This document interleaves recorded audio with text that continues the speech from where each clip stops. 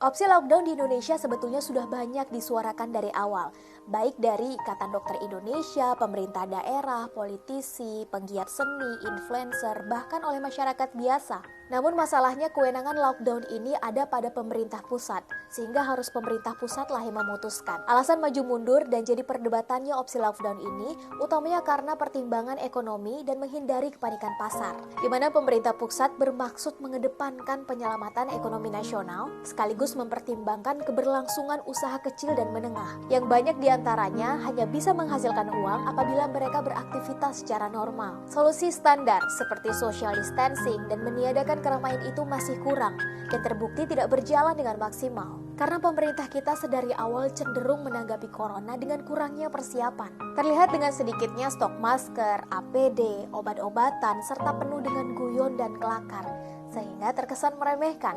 Sebuah cara menenangkan yang kurang tepat, karena banyak di antara kita pun jadi ikut terbawa menanggapi isu corona dengan guyon dan kurang waspada pada awalnya. Namun pemerintah harus sadar bahwa kita semua kini berpacu dengan waktu. Semuanya semakin memburuk.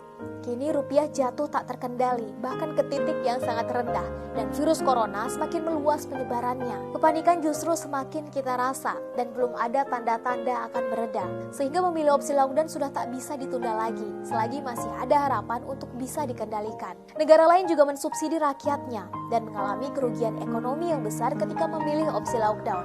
Namun setidaknya penyebaran virusnya bisa ditekan, untuk kemudian bisa diatasi secara bertahap. Percayalah, kepercayaan pasar dan investor bertahap akan negeri ini dapatkan kembali, seiring dengan aksi-aksi penanganan yang tepat dan terukur dari pemerintah kita.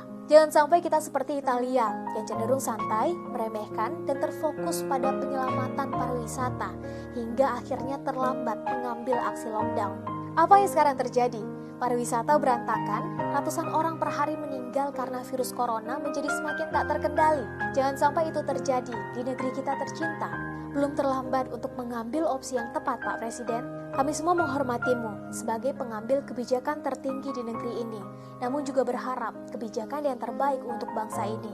Saran dan kritik ini adalah sebagai bentuk kepedulian demi kebaikan kita semua dan negara kita tercinta, Indonesia.